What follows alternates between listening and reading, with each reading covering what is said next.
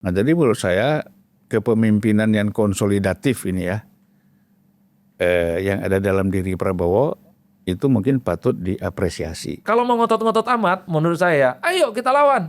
Bagaimana pemberantasan korupsi? Itu jelas kok merugikan negara. Ayolah kita berada paling barisan terdepan. Minta kepada pemerintah dan kepada DPR segera sahkan rancangan undang-undang perampasan aset. Itu penting, Bang. Karena saya kira elit-elit, para aktor-aktor politik, mereka juga punya preferensi masing-masing. Bagi mereka ya per hari ini mungkin perampasan aset itu juga nggak penting-penting amat kok. Ya. Bagi siapa? Kan per hari ini kan tidak ada yang ngerespon secara signifikan Nggak ada. soal rancangan undang. Ya artinya apa? Mungkin bagi kelompok-kelompok aktivis dan pegiat demokrasi penting loh untuk memiskinkan para koruptor. Kan kira-kira begitu loh Bang. Tentu tidak mungkin berharap semua hakim itu seperti malaikat. Tapi jangan jadi syaiton semua katanya begitu kalau tidak salah.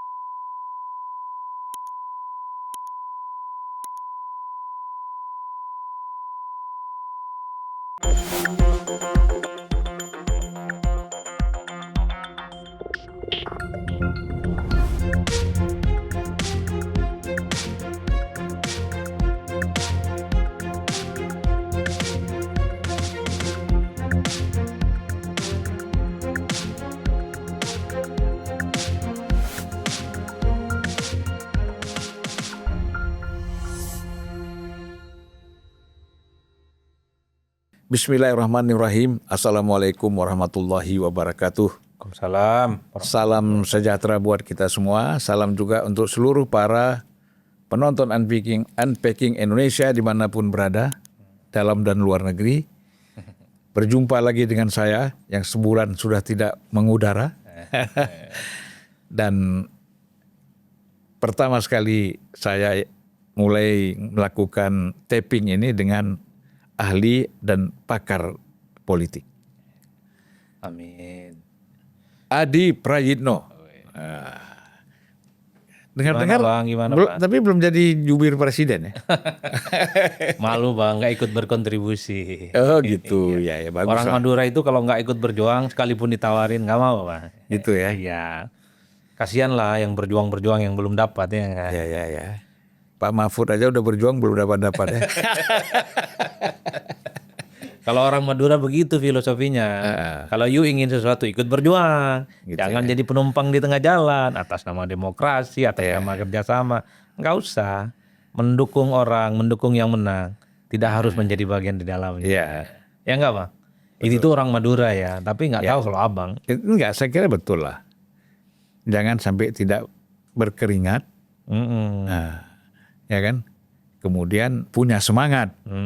Dan setelah itu ngaku paling Indonesia lagi. Nah, banyak lah. Kalau gitu-gitu sih dalam dunia politik, apalagi ya itu kan sering. Makanya kan saya mengatakan bahwa kalau kita bicara politisi, itu sekarang kan sebenarnya sangat minim.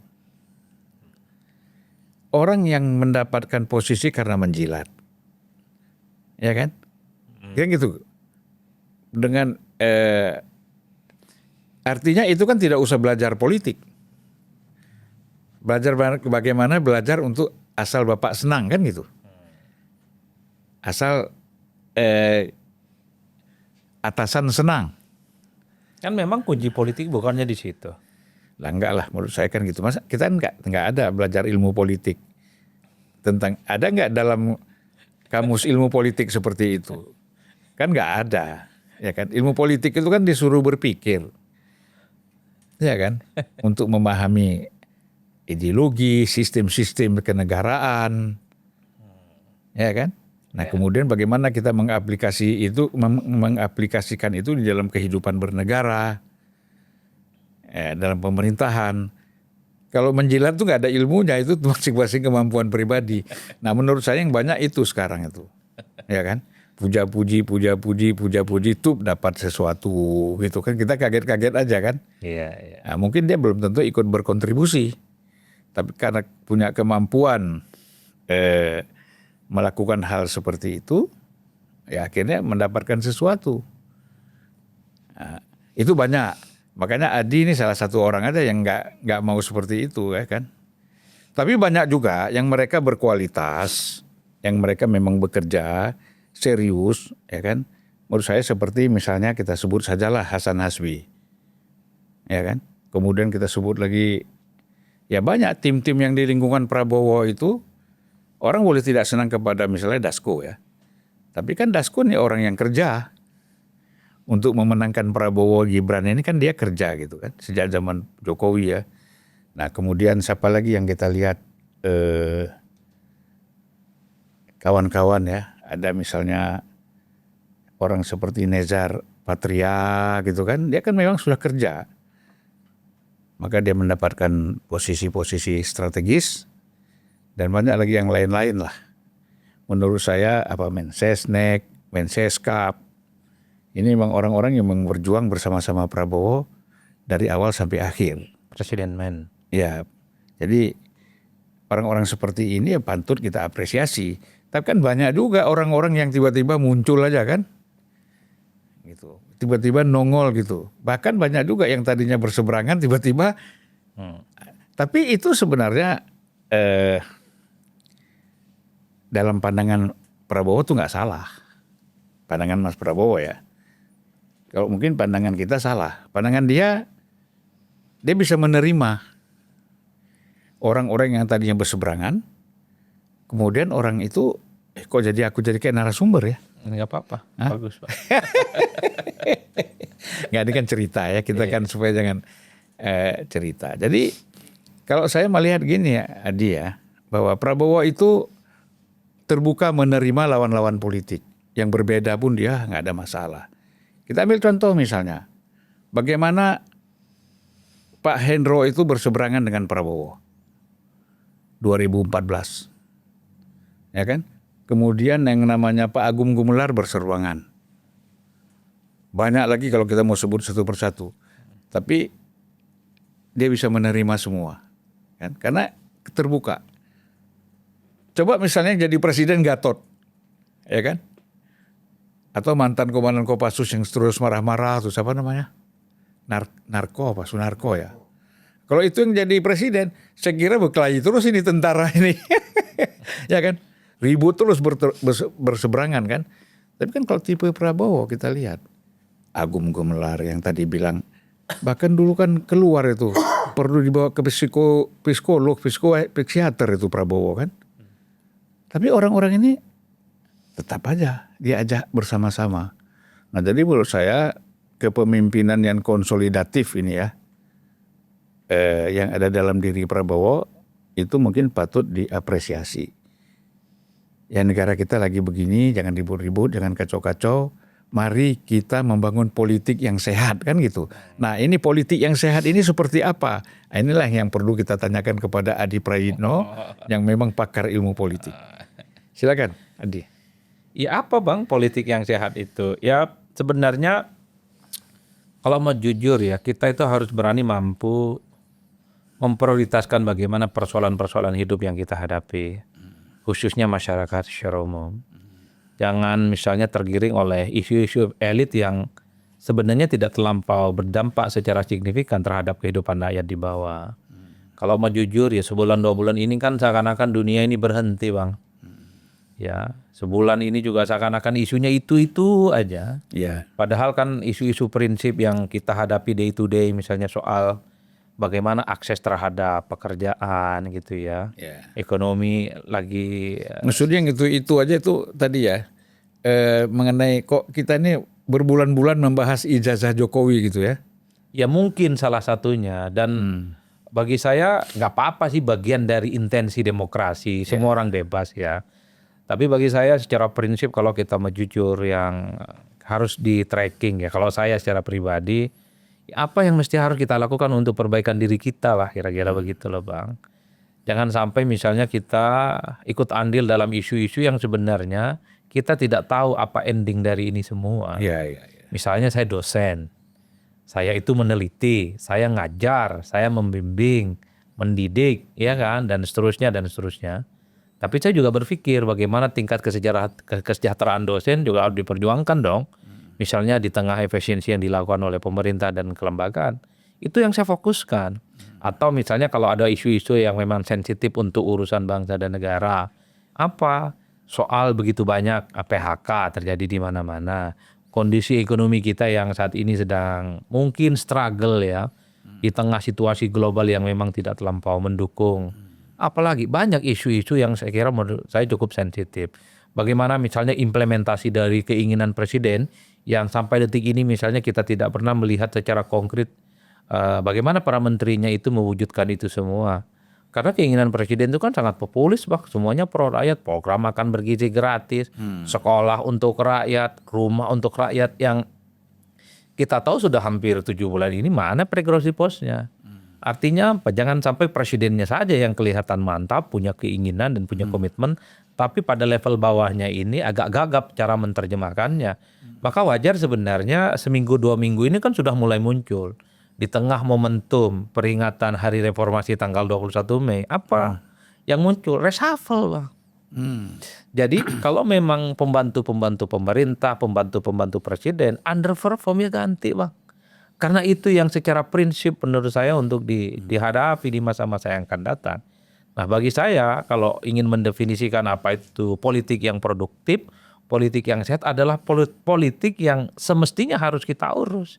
Bagaimana Indonesia itu memang satu harus dikawal, yang kedua bagaimana kehidupan kita dalam konteks kehidupan bernegara itu semakin mantap. Itulah yang disebutkan kok rasa-rasanya sebulan 2 bulan ini dunia dan Indonesia ini berhenti ngomong itu terus gitu loh, Bang. Oke lah gitu, mungkin bagi sebagian orang itu tetap penting. Bagian dari kesukaan dalam berpolitik nggak apa-apa. Tapi kita juga tidak boleh menutup mata bahwa persoalan kita di depan itu bagaimana anak-anak kita masih bisa sekolah, ya kan? Guru-guru misalnya tetap sejahtera, dosen-dosen juga diperhatikan kualitas dan taraf hidupnya dan seterusnya dan seterusnya. Kan itu yang saya kira prinsip. Bahkan kita mulai begitu banyak mendengarkan kan ya perusahaan-perusahaan besar, perusahaan-perusahaan media yang misalnya PHK.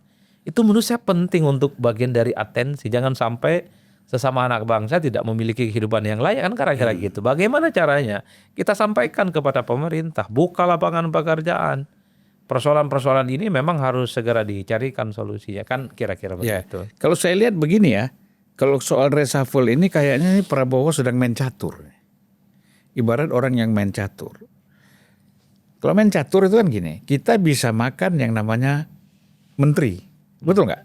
Ya. Nah, kita punya raja bisa tangan menteri. Begitu kita makan menterinya, tapi pionnya maju. Bisa mengancam juga nih pion-pion di bawah ini. Iya kan? Nah artinya saya melihat Pak Prabowo ini walaupun dia di Kopassus dan dia komandan tempur, kalau kita lihat sosoknya ya, kita kan boleh juga nih sosok presiden kan bebas kita analisis kan. Kita sebagai warga negara yang baik harus kita bisa menggambarkan presiden kita nih seperti apa gitu kan. Nah saya melihat latar belakang intelijennya kuat. Kan di dalam politik dan di dalam militer fungsi intelijen ini kan sangat penting agar keputusan diambil tidak secara gegabah. Ya, tidak terlalu tanpa perhitungan yang matang. Kalau ini sudah matang semua, sudah memang bisa dikuasai, baru dia mengambil langkah-langkah operasional. Nah, sementara kan kita ini rakyat, ya kan sebagai rakyat, itu menginginkan supaya Prabowo ini mengambil langsung langkah-langkah operasional. Nah, sementara dia melihat bahwa ada problem-problem yang memang harus diselesaikan secara intelijen. Nah ini bagaimana persepsinya? Ya kalau soal reshuffle itu memang menjadi hak prerogatif presiden dan itu semua orang tahu ya. Tapi kalau saya sebagai warga negara biasalah seperti banyakkan orang, ini sudah 7 bulan sebenarnya kabinet. Jadi bagi saya sudah tak ada kompromi lagi, Bang. Artinya sudah selesai. Kalau ada menteri, kalau ada pembantu, kepala badan, kepala lembaga yang tidak perform, tidak sesuai dengan ekspektasi, gagap menerjemahkan dari segala apa yang diinginkan oleh presiden. Nggak ada kompromi, memang harus diganti, Bang. Iya, iya. Banyaklah orang-orang hebat, orang-orang penting di internal partai, di internal koalisi pendukung kekuasaan. Itu orang-orang hebat dan mantap, Bang. Tinggal dicari kok. Yang bisa menimbulkan kegaduhan ataupun kontroversi itu jika jatah ya pendukung-pendukung koalisi itu kan dikurangi, Bang. Tapi sepanjang tidak dikurangi, hanya ganti orang dan ganti pemain dan diserahkan siapa penggantinya kepada partai pendukung misalnya, saya kira tidak akan ada persoalan apapun. Karena satu-satunya harapan terbesar di tengah gonjang-ganjing situasi global ya, geologi politik yang suka up and down dan suka tidak menentu ya, memang bagaimana kinerja seorang pembantu presiden dan menteri itu harus perform, Bang. Nggak bisa dijawab dengan gimmick, nggak bisa dijawab dengan retorika, nggak bisa dijawab dengan misalnya mengamplifikasi hal-hal yang dilakukan tapi nggak ada buktinya di media ataupun di media sosial, nggak bisa. Sekarang persoalan ekonomi, apa yang bisa dilakukan oleh tim ekonomi di sekitaran kekuasaan? Apa yang bisa dilakukan oleh para pembantu, para kinerja-kinerja yang selama ini menjadi bagian dari kekuasaan misalnya di tengah begitu banyak yang di PHK? Kan butuh jawaban itu, Bang. Nggak bisa dengan hanya sebatas ornamen, retorik, nggak bisa diukur. Oleh karena itu, saya termasuk yang sejak awal sebenarnya setelah 100 hari kinerja presiden dan wakil presiden tentu saja, kalau memang tak lagi bisa diharapkan kinerja orang-orang di sekitarnya, para pembantunya. Tidak ada kompromi, Bang. Butuh akselerator ataupun menteri-menteri yang bergerak secara gesit, bergerak secara cepat. Bagaimana persoalan-persoalan kebangsaan itu bisa diimplementasikan. Itu saja sebenarnya kehidupan kita ini, Bang. Nggak lebih dan nggak kurang. Iya, gitu iya. ya. Artinya memang kemampuan di samping kemampuan kerja, kemampuan komunikasi juga penting ya. Iya, kan kita sangat bersyukur misalnya ketika presiden selalu mengatakan bahwa apapun yang diperjuangkan ini adalah untuk kepentingan rakyat. Siapa sih, Bang, yang nggak suka dengan program makan bergizi gratis? Semua orang yang selama ini kesulitan untuk mendapatkan makan, itu dapat makan. Tapi kan kita juga nggak mau mendengar ada ya human error yang terlampau sering, yang keracunan lah dan seterusnya. Dan itu jangan dianggap sepele. Semua orang nggak enak loh keracunan makan itu, Bang. Dan itu bisa menjadi suatu hal yang serius. Kan kita juga tahu bagaimana presiden misalnya ingin membangun rumah gratis buat rakyat, sekolah gratis buat rakyat, nelayan buat rakyat, koperasi buat rakyat. Orang ingin tahunya ayolah gerak cepat lah kan kira-kira begitu, Bang. Karena ini bagian dari distribusi siklus ekonomi yang akan menyebar ke daerah. Di tengah efisiensi tentu saja. Kalau misalnya begitu banyak koperasi nelayan dibangun, kan denyut-denyut ekonomi di beberapa titik yang kemudian akan dibangun, itu kan muncul, Bang. Jadi, itu yang sebenarnya orang nggak sabar. Ini sudah 7 bulan, mestinya sudah take off nih. Jangan lagi konsolidasi, jangan lagi rapat-rapat, udah action aja. Ya karena kan biasanya efektifnya masa kerja presiden itu, kabinet ya, masa kerja kabinet itu kan biasanya tuh paling efektif itu kan tahun pertama, kedua, dan ketiga kan. Tahun keempat dan kelima udah bicara soal pilpres lagi. Bahkan cuma 2 tahun kali, Bang. Masuk tahun ketiga itu partai-partai pendukung itu kadang udah sibuk dengan urusannya masing-masing. Iya. Itu yang saya harapkan sebenarnya. Kenapa di berbagai kesempatan sangat mendukung jika presiden melakukan reshuffle ya. Kan kalau mau jujur, yang sangat kelihatan perform itu kan hanya presidennya. Ya, jadi kalau kita lihat memang presiden ini punya visi dan misi yang cukup luar biasa. Tetapi ini yang tidak dapat ditangkap, yang belum bisa dapat ditangkap oleh para anggota kabinet. Ya, kan itu. Sehingga terasa kalau dalam perjalanan ini ketinggalan terus nih. Presiden udah maju ke depan, ini masih tinggal. Masih dipanggil, teriak kan presiden, maju dong gitu kan. Harusnya kan tidak begitu. Nah tapi kan saya setuju tadi dengan pendapat Adi mengatakan bahwa supaya tidak terjadi gonjang-ganjing, toh bisa diminta kepada partai pendukung untuk merekomendasikan siapa anggota dia atau dia rekomendasi orang-orang yang profesional yang bisa bekerja benar kan. Nah, ini yang nampaknya perlu dilakukan ya dengan reshuffle tadi ya. Betul. Itulah yang saya sebut berpolitik yang sehat secara kritis semacam ini. Ketika pemerintah menginginkan segala sesuatu itu memang diperbuat segera untuk rakyat, ayo dong tagih saat ini. Ayo dong para menteri-menteri khususnya Mana itu? Segerakan dong Koperasi Merah Putih. Segerakan misalnya soal bagaimana membantu nelayan-nelayan dengan nelayan Merah Putih dan kampung nelayan gitu ya. Begitupun seterusnya, Bang. Wajar kalau kemudian saya lihat misalnya atau kita bisa lihat rapat-rapat dengan kawan-kawan DPR apa yang ditanya implementasi, Bang. Artinya apa? Hal-hal yang semacam ini nggak bisa dijawab dengan gimmick, retorika dan seterusnya. Itulah yang saya sebutkan. Jangan sampai keinginan presiden yang begitu besar ingin mensejahterakan rakyat, program-programnya itu populis, down to earth, nyentuh ke tanah, tapi pada level teknis, pada level implementasi, ya para pembantunya ini tidak maksimal. Kan itu saja. Ya. Jadi menjadi mahasiswa bukan mahasiswa, menjadi rakyat yang kritis itu adalah sesuatu keniscayaan. Tapi yang paling penting adalah produktif untuk kepentingan bangsa dan negara. Makanya ketika Abang bilang kira-kira apa yang disebut dengan politik yang sehat dan produktif, ya kayak gini nih.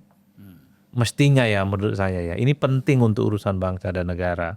Karena saya kira yang kita hadapi adalah persoalan hidup yang cukup konkret dan nyata. Kawan dapat kerjaan apa, yang sedang nganggur kan kena PHK, kan banyak kawan-kawan kita, bro. Kita kena juga nih bro di PHK, apalah yang bisa kita olah. Kalau saya jawabannya, udahlah jualan warung Madura aja tuh.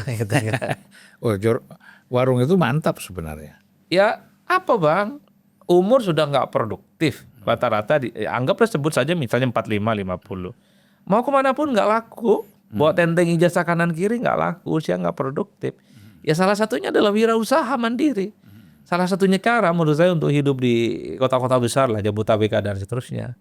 Kalau di daerah enak dong, bisa perkebunan, bisa sawit, bisa nelayan, ataupun bisa jadi petani. Tapi untuk Jabodetabek Banten apa? Udah bang, dagang bang. Dagang, dagang. Apa aja didagangin insya Allah lah. Sepanjang ditekuni dengan serius ya. Ya tapi namanya memulai dari nol, UMKM gitu. Jangan buru-buru ingin berlari dong. Memang harus berjalan di tempat yang sunyi dulu kan kira-kira begitu. Saya dari dulu termasuk yang selain aktivitas ngajar segala macam ya usaha bang. Dulu waktu mahasiswa misalnya pernah juga tuh bikin warung internet, warnet.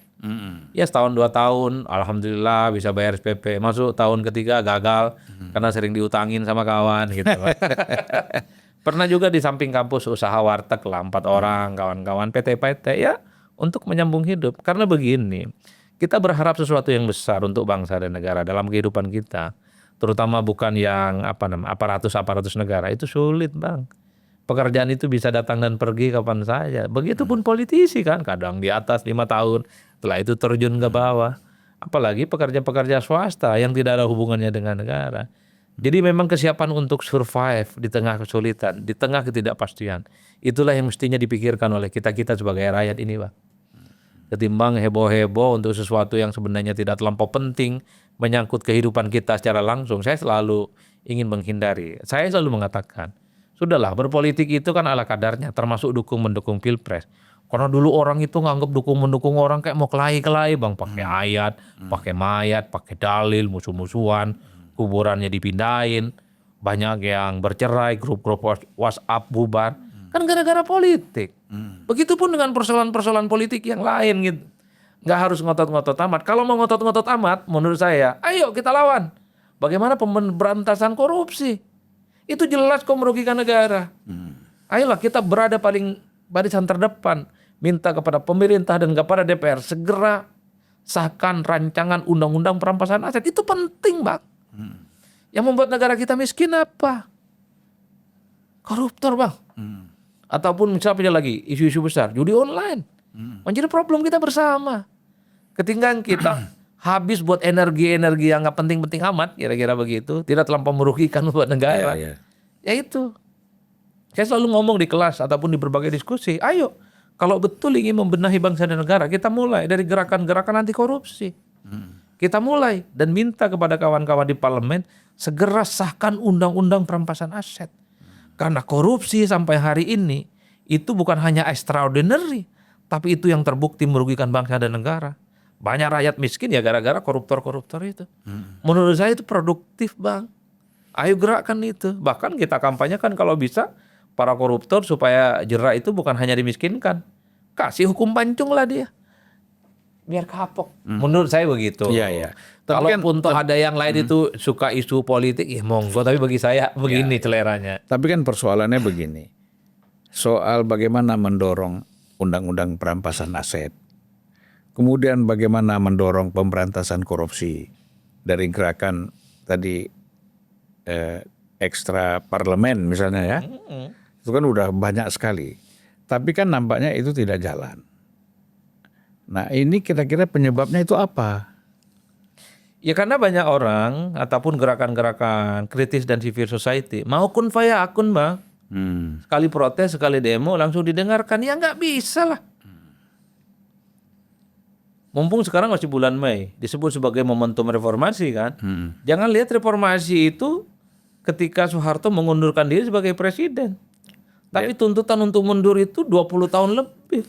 Prosesnya ya. Prosesnya juga panjang. Begitupun misalnya ketika ambang batas presiden itu dihilangkan. Jangan dilihat itu kemarin baru diputuskan oleh Mahkamah Konstitusi. Udah banyak sekali yang ngajukan kan. Oh itu sudah melalui proses yang cukup panjang. Siapa aja dulu yang sudah mengajukan threshold 20% itu. Saya masih ingat itu Siap. siapa ya? Fahri Hamzah ya? Waktu masih di PKS ya. Kemudian itu profesor kawan kita yang di UI itu siapa? Alah, yang sering kita sebareng-bareng di perspektif total politik dulu. Siapa itu kawan UI ya? UI. Ade Armando UI bang. Bukan. Ya Allah, orangnya kocak itu yang dulu bikin acara di Metro itu kan dia pegang tuh demokrasi apa? Demokrasi. Siapa no? Demokrasi Watch. Bukan. Adalah. Pokoknya banyak lah yang mengajukan ke judicial review ke MK. Oh, Effendi Ghazali. Effendi Ghazali. Effendi Ghazali. Ya kan? Iya. Nah, tapi kan terus terang aja kan MK dulu menolak terus kan? Gitu loh. Tentang threshold. Ini tiba-tiba ya kan? Langsung diketok palu oleh MK threshold 20% untuk pencalonan presiden itu dihapuskan. Ya kan? Termasuk juga threshold untuk parlemen. Ya kan? Nah, tetapi kan MK selalu mengatakan pelaksanaan diserahkan kepada aturan perundangan di DPR. Nah, kalau kembali ke DPR bisa buyar lagi kan keputusan MK itu. Jadi keputusan MK seperti tidak mutlak. Dia menjadi mutlak kalau ada demonstrasi besar seperti soal pilkada kemarin kan, yang tidak ada threshold untuk calon kepala daerah kan. Ya karena ada gerakan masif kan, gitu. Akhirnya diputuskan gitu. Nah jadi memang di samping tadi Adi bilang kita mengharapkan ada kesadaran dari masyarakat. Kesadaran dari penyelenggara negara ini kan juga penting gitu loh. Kalau masyarakat aja yang kita bangun kesadarannya, tapi kesadaran dari penyelenggara negara yang nggak ada, ini bagaimana mau sehat gitu loh. Ya memang resiko sebagai sebuah gerakan ekstra parlementer kayak gitu bang. Jangan terlampau berharap juga segala sesuatu yang disuarakan, disampaikan itu akan didengarkan. Karena saya kira elit-elit, para aktor-aktor politik, mereka juga punya preferensi masing-masing. Bagi mereka ya per hari ini mungkin perampasan aset itu juga nggak penting-penting amat kok. Ya, bagi siapa? Kan per hari ini kan tidak ada yang ngerespon secara signifikan. Nggak ada. Soal rancangan undang. Ya artinya apa? Mungkin bagi kelompok-kelompok aktivis dan pegiat demokrasi penting loh untuk memiskinkan para koruptor. Kan kira-kira begitu loh bang. Tapi pada praktiknya ternyata nggak direspon. Berarti yang nggak ngerespon ini soal rancangan perampasan aset nggak penting. Kan gitu aja jalan ceritanya. Saya kira mungkin di samping dianggap tidak penting juga bisa memukul institusinya sendiri kan. Iya kalau mau jujur sebenarnya salah satu cara paling efektif ya untuk melakukan pemberantasan korupsi. Kita apresiasi lah penegak hukum ini kan saya kira luar biasa bang pergerakannya. Sebelumnya kan Pertamina tuh. Nah belakangan ini misalnya sudah mulai diusut tuh soal pengadaan laptop di Kementerian apa temannya Kemendikbud kalau tidak salah ya. Periode sebelumnya kan luar biasa betul itu kan merugikan negara. Kita senang yang kayak gitu Bang. Kawal. Ya sekarang suarakan terus. kepala dinas saja bisa korupsi ratusan miliar. Nah itu Bagaimana? dia. Nah kalau ini yang energi kita dihabiskan untuk di situ kan mantap Bang. Itu maksud saya. Karena menjadi penting sebenarnya untuk berkontribusi dalam pembangunan bangsa dan negara. Apalagi misalnya belakangan ini muncul supaya tidak terjadi tindakan korupsi, dana pemerintah ataupun APBN untuk partai itu kan ditambah Bang. Kira-kira begitu. Saya termasuk nggak setuju. Nggak setuju. Kenapa? Ya dana besar untuk partai misalnya dari pemerintah itu nggak ada jaminan pada aktor-aktor ataupun oknum-oknum tertentu untuk tidak melakukan tindakan-tindakan korupsi. Nggak setuju.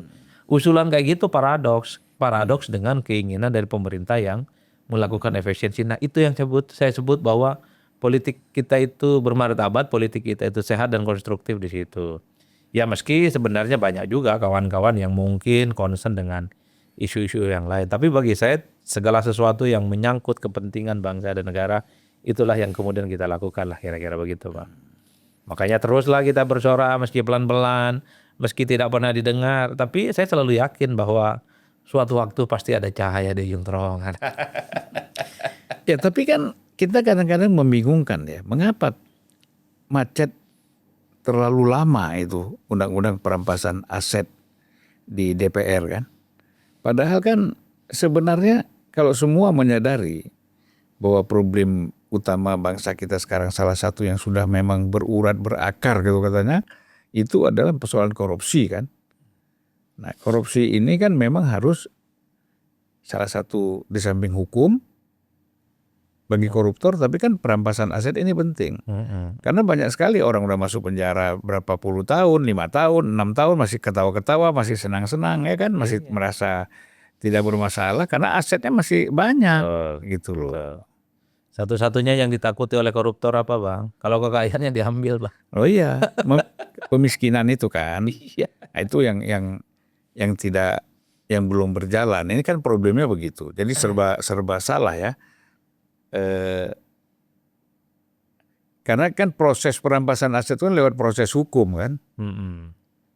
Si pelakunya dihukum dulu, baru diponis dulu, baru bisa asetnya dirampas. Nah sekarang problemnya, kalau si yang mau dihukum ini justru ini yang bermain di dalam menentukan undang-undang, nah ini yang menjadi sulit kan? Ya hukum juga lah Bang. Ya harusnya. Iya. Tapi kan kekuasaan kan itu tidak semudah itu gitu loh. Ya kan pernyataan Ketua MA kalau tidak salah menurut saya bagus lah. Tentu tidak mungkin berharap semua hakim itu seperti malaikat. Tapi jangan jadi syaitan semua katanya begitu kalau tidak salah. Itu kutipannya. Artinya kan ini mungkin sebagai refleksi ya. Karena banyak oknum hakim yang kemudian ada persoalan dengan persoalan hukum kan. Terkait dengan mafia hukum dan seterusnya dan seterusnya. Tapi bagi saya begini, sebagai warga negara yang menurut saya harus konstruktif dan kritis ya. Memang tanpa henti Bang, saatnya kita menagih janji-janji politik para pejabat-pejabat publik di negara kita Bang. Udah itu saja sih, kan sekarang udah pada jadi semua. Dulu kan Pilpres sudah selesai, janji-janjinya sudah bisa kita tracking. Gubernur, bupati dan wali kota termasuk anggota dewan sudah lama mereka. Saatnya kita kawal apa yang mereka inginkan. Betul nggak? Ya. Kalau saya sih begitu sih prinsipnya. Hal-hal yang faktual, hal-hal yang semestinya kita kawal, hal-hal yang apa yang seharusnya kita lakukan, itulah yang kemudian harus kita terus bunyikan. Ya. Sampai kapan? Saya melihat ya, mungkin Hadi juga bisa memberikan masukan ya. Begini, kalau kita lihat para guru besar Orde Baru, ya kan, mereka itu kritisnya itu kan yang dia persoalkan kan sangat strategik misalnya. Kita kenal Profesor Mubiarto dari UGM misalnya, ya kan, mengkritik yang namanya ekonomi Pancasila itu seperti apa dibandingkan dengan yang dilaksanakan pada masa Orde Baru. Kan dia nulis buku tuh tentang politik keadilan, politik ekonomi dan keadilan kan, gitu loh. Nah, jadi yang diulas itu adalah bagaimana pelaksanaan perekonomian kita dan demokrasi kita pada masa Orde Baru, kemudian dia mengkritik dengan menulis buku dan buku itu dilarang kemudian. Ya, saya saja yang mengapresiasi buku itu pada masa itu ditangkap juga, paling tidak diinterogasi beberapa hari. ya kan? Karena dianggap mendukung pikirannya Mubiarto itu. Dan ada juga satu di IPB itu saya ingat Robert Sinaga dulu. Dia mengkritik tentang bagaimana kemiskinan struktural dan kemiskinan non struktural, ya kan? Nah, kalau kemiskinan non struktural itu kan diakibatkan karena kemalasan masyarakat. Tetapi kalau yang lebih bahaya ini kan kemiskinan struktural. Kemiskinan yang disebabkan oleh ketidakadilan pembangunan ekonomi dan politik yang terjadi kan gitu. Nah itu kan menarik kalau mau bahas-bahas gitu Adi. Iya. Bukan bahas ijazah palsu lah, apa asli atau palsu, ya kan? Gak menarik menurut saya kalau isu-isu seperti itu. Itu udahlah, itu itu politik remeh-temeh lah ya. Tapi Walaupun tadi Adi mengatakan bahwa itu hak orang untuk dalam dunia demokrasi. Ya, tapi kan ini persoalannya yang bicara ini kan guru-guru besar juga. Masa isu itu isu lain lah gitu lah. Kalau mau nuntut pribadi aja nggak usah dibesar-besarkan gitu loh. iya, kita kan terbiasa sebenarnya diajari untuk berpikir hal-hal yang sifatnya besar, prinsip dan penting untuk bangsa dan negara, Bang. Dulu mungkin apa yang Bang Julpan sampaikan itu kan memang perdebatannya sangat ideologis. Bagaimana menyelesaikan problem kemiskinan struktural dan kultural. Itu kan perdebatan ideologis. Bagaimana seharusnya negara itu punya posisi di tengah kemiskinan yang dihadapi oleh masyarakat. Per hari ini sebenarnya kalau mau itu diwujudkan dalam wujud yang lain kan sederhana, Bang. Apa skenario terpenting yang bisa dilakukan oleh bangsa dan negara kita? Terutama saat ini menteri-menteri terbaik di kabinet lah kira-kira begitu. Menghadapi persoalan-persoalan yang hampir sama kok. Misalnya soal PHK terjadi di mana-mana. Ada tidak skenario-skenario yang bisa membuat persoalan PHK ini cuma sesaat. Ada solusinya. Lapangan pekerjaan muncul di mana-mana. Kan itu menurut saya jauh lebih penting dan jauh lebih konstruktif. Bagaimana membuat para koruptor ini jera. Kan itu penting sebenarnya. Ini kan untuk membenahi bangsa dan negara. Tapi sayangnya memang masyarakat kita itu kan suka suatu hal yang remeh-temeh, asik, kelihatan kelahi-kelahi gitu, kan ribut-ribut, ngotot-ngototan di publik. Sekalipun tidak ada apa-apanya ya itu yang terjadi. Nah kalau saya memang sebulan ini agak sedikit menghindari hal-hal yang pembahasan-pembahasan kayak gitu ya. Ya akhirnya kan muncul pikiran-pikiran yang menurut saya yang tidak gini yang kan. tidak produktif dijawab lagi secara tidak produktif kan gitu. Tapi kadang kalau ngomong gini, ini nih pasti ternaannya siapa nih gitu. Ingin mengalihkan isu nih kan kira-kira begitu. Enggak, yang ingin saya katakan adalah per hari ini misalnya ada banyak kok isu penting ketika ada usulan untuk misalnya nambah bantuan untuk partai. Saya sebagai peneliti ini penting nih untuk didiskusikan. Betul tidak kalau partai ditambahkan dananya dari APBN kemudian bisa menghilangkan korupsi? Saya tidak setuju dalam konteks itu dan dalam banyak hal itu bertabrakan dengan keinginan efisiensi. Kemudian ada putusan MK tuh bagus menurut saya ketika putusan itu menyebutkan bahwa sekolah untuk SD, SMP dan SMA itu digratiskan untuk negeri dan swasta. Mantap ini barang Bang untuk dikawal. Karena selama ini banyak kan adik-adik kita yang tidak punya akses terhadap SD, SMP dan SMA gara-gara tidak mampu sanggup bayar SPP. Itu yang saya sebut energi kita jangan sampai habis untuk hal-hal yang sebenarnya ya untuk pembangunan bangsa ini tidak terlampau kelihatan lah. Tapi ya sekali lagi kalau ngomong begini ada isu lain, isu penting, ini nih ingin mengalihkan isu yang sedang ramai nih. Pasti ternaan-ternaan nih. Pasti penjilat-penjilat ya nggak apa-apa. Ya. Tapi kalau saya di situ Ya, stressingnya. Kita kan begini, kalau kita terus istilah kita mau lari ke depan, tetapi kita selalu melihat ke belakang, ini kan kita bisa nggak maju-maju. Mana ada orang yang 100% dianggap benar kan gitu. Selalu pasti ada yang tidak setuju. Iya. Ya tuduhan-tuduhan dan fitnahan-fitnahan itu kan terus tetap berjalan gitu loh. Tapi kan kita harus melakukan sesuatu untuk perbaikan dan perubahan ke depan. Nah jadi kalau menurut saya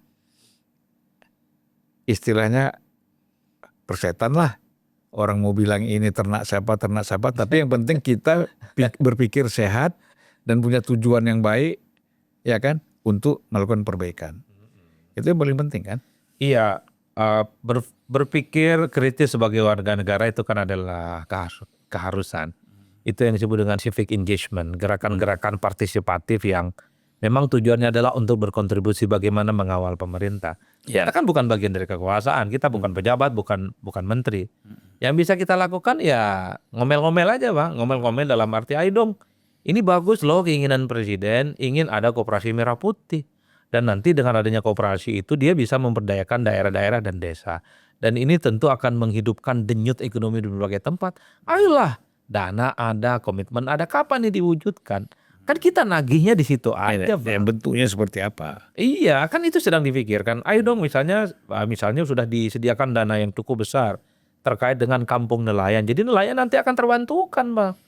Bagaimana mereka hasil melaut dibeli, kemudian ada pengawetannya dan cukup membantu dan kita berharap untuk segera diwujudkan. Ya, Itu kerja yang mudah bukan sulit kok. Saya sendiri pada tahun 80-an ya bersama dengan diajak oleh seorang dekan ekonomi USU itu Baudin Darus namanya ya dengan dekan Fakultas Ilmu Pertanian USU juga saya diajak ke desa nelayan di Langkat ya kan itu bagaimana meningkatkan kualitas hidup nelayan mereka beli yang namanya udang-udang hasil tangkapan nelayan kemudian dibangun pabrik oleh mereka untuk udang-udang ini bisa diekspor ke Jepang. Betul, dan bahkan ada pengawetannya juga. Iya, kan? Itu bertahan lama. Dan itu bagus menurut saya. Bagus. Sekarang kan begini, kalau kita bicara nelayan ya, saya kan selama saya menjadi anggota DPR ataupun saya menjadi caleg di beberapa daerah, itu kan kita lihat bagaimana nelayan menangkap ikan. Sebagian besar ikan itu dibuang lagi ke laut. Kenapa? Karena melebihi kuota yang diminta oleh pembeli. Kalau dia bawa semua, karena dia nggak ada ininya apa istilahnya? Penampungan ya. Es itu kan apa tempat penyimpanan ikan itu apa namanya itu? Lupa. Ya, itu kan ada penampungan, ada dingin apa semacam freezer gitu ya? Iya. Nah, itu kan harusnya di setiap kabupaten kota itu ada, sehingga nelayan itu mau tangkap ikan banyak, tapi dia bisa disimpan. Tapi kampung nelayan Merah Putih itu tujuannya di situ loh Bang. Kampung nelayan yang mau dibangun kali ini tuh begitu tujuannya. Nah iya, tapi kita lihat itu bagus itu. Kalau tidak salah 1.700 saya cukup layak untuk diapresiasi. Kita perlu tinjau juga. Perlu dikawal lah kira-kira. Karena saya biasanya concern yang kayak gitu-gitu Bang. Ini nyata kok untuk nelayan. Ada yang nyata buat petani, nyata buat kelompok-kelompok yang selama ini termarginalkan.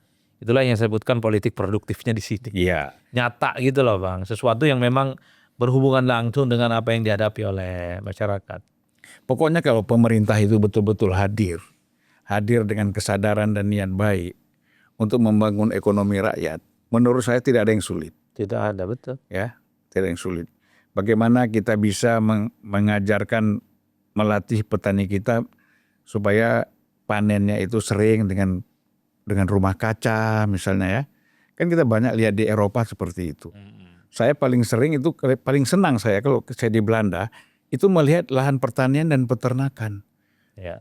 Kapan Indonesia punya peternakan dan pertanian seperti ini sehingga nelayan, peternak, kemudian yang namanya petani itu hidup sejahtera. Saya bantu jawaban. Periode ini Bang. Akan seperti yang Abang ceritakan itu nanti. Oke, kalau memang ya ini kan kita keyakinan ya. Iya. Kalau saya lihat begini, sebenarnya Prabowo itulah yang saya katakan tadi bahwa dia punya visi.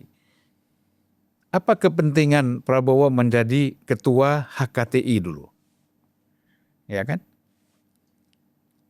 Yang kemudian dikudeta oleh Usman Oso kan? Usman Sabta kan? Nah, artinya kan itu kan pengabdian di situ sebenarnya. Nah, dia memang sudah ada semangat untuk membangun basis ekonomi rakyat. Ya, petani, nelayan dan lain-lain. Nah, oleh karena itu dengan dia menjadi presiden sekarang kita mengharapkan dan kita masih bisa optimis bahwa proses itu berjalan gitu kan. Dan bisa diwujudkan. Kan itu. Ya, saya sekiranya setuju ya.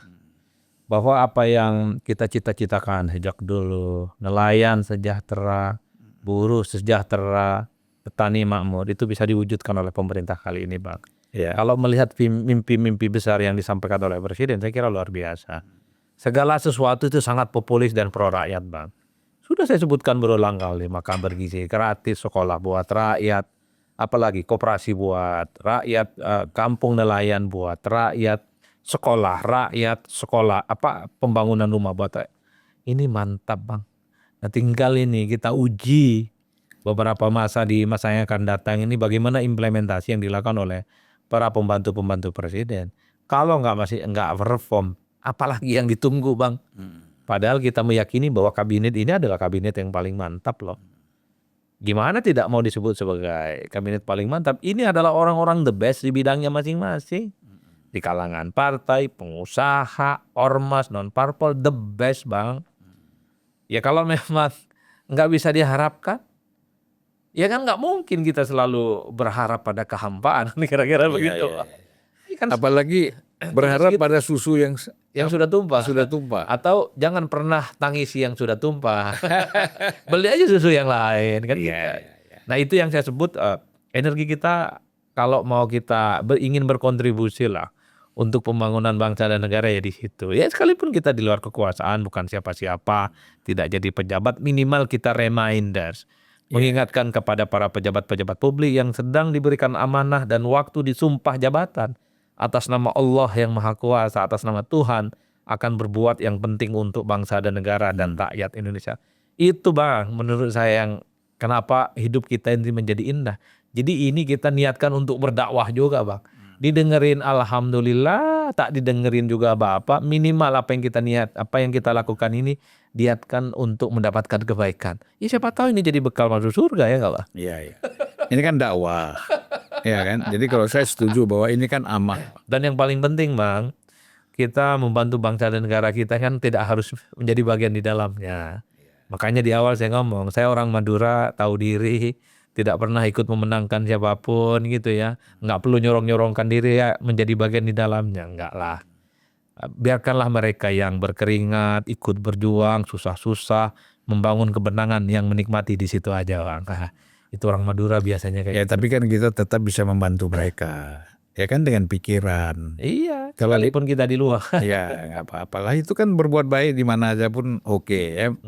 Baiklah Bung Adi. Intinya energi kita jangan sampai habis untuk urusan yang ya sebenarnya nggak penting-penting apa untuk kehidupan kita. Iya. Setuju. Kita ini tidak terasa sudah 46 menit kita ngobrol-ngobrolnya ya. Hampir 1 jam kita bicara ya. Kalau ditambah dengan intro udah 1 jam. Aduh. Ya, jadi saya kira tapi ingat loh, Bang, tadi kalau kita mengalihkan pembicaraan dari urusan ijazah, ini ternaan-ternaan.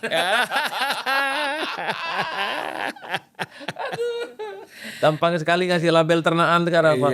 Ternaan, penjilat, apalagi lah, wah panjang kali lebar. Padahal kita juga bisa bilang ini mereka tuh ternaknya siapa.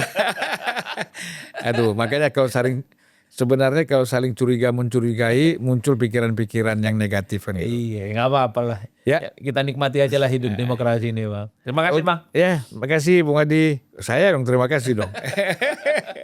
Terima kasih. Ya, kita udah ngobrol santai, mudah-mudahan bermanfaat.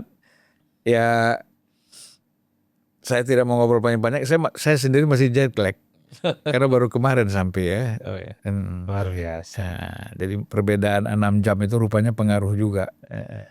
Tapi itu bukan alasan untuk kita tidak berdialog kan. Iya. Terima kasih. Assalamualaikum warahmatullahi wabarakatuh.